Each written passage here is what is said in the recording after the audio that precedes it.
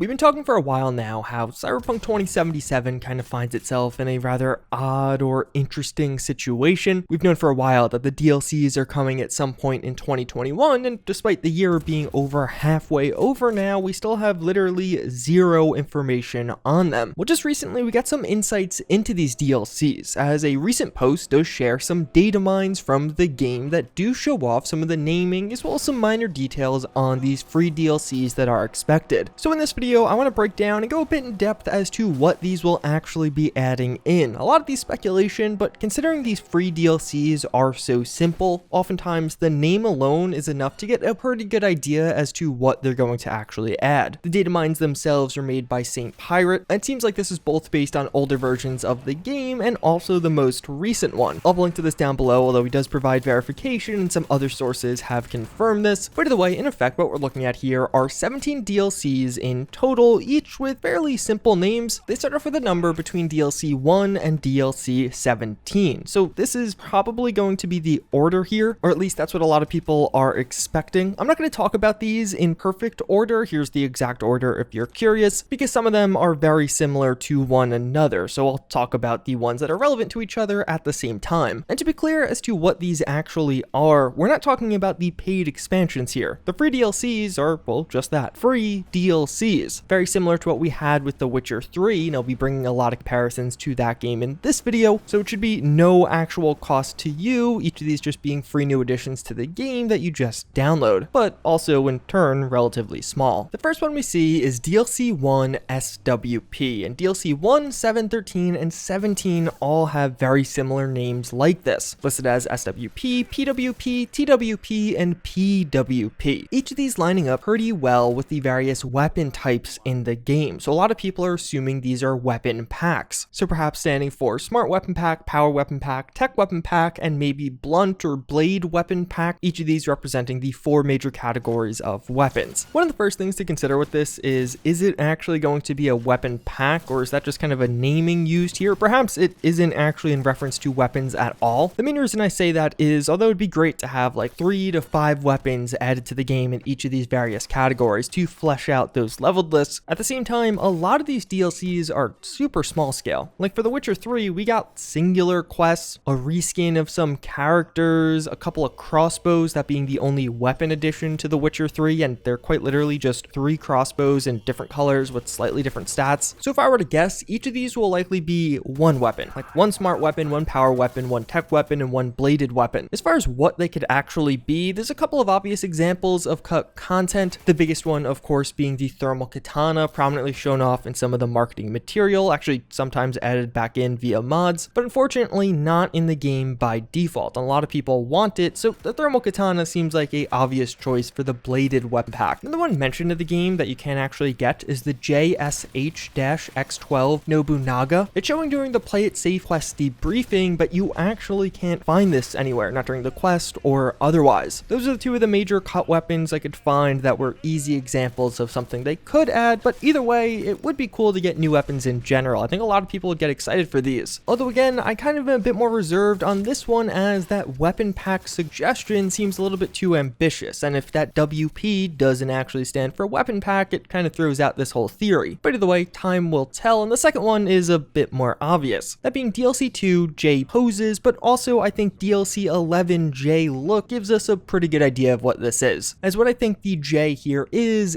Johnny Silverhand. With The Witcher 3's DLCs, we had several free DLCs affecting the appearance of characters. It was relatively simple. A free DLC you download that will make it so a character looks slightly different. J-Looks being a DLC makes it seem pretty obvious that a Johnny Silverhand variant appearance would make a lot of sense. He's basically a secondary main character throughout the game. And to me, what J-Poses will be is perhaps the ability for Johnny Silverhand to pose with you in photo mode. I think that would actually be a pretty cool feature, something that's relatively simple to add, but also really cool, and a lot of people would probably enjoy having the ability to pose Silverhand with you. And frankly, even if it's not that, the poses gives it away. It's almost certainly going to be new and additional poses for photo mode one way or another, Johnny involved or not. One I'm actually pretty excited for, and that we have several data mines around, is DLC 3, 9, 14, and 16. That being KB01, ARR06, AR12, as well as JPN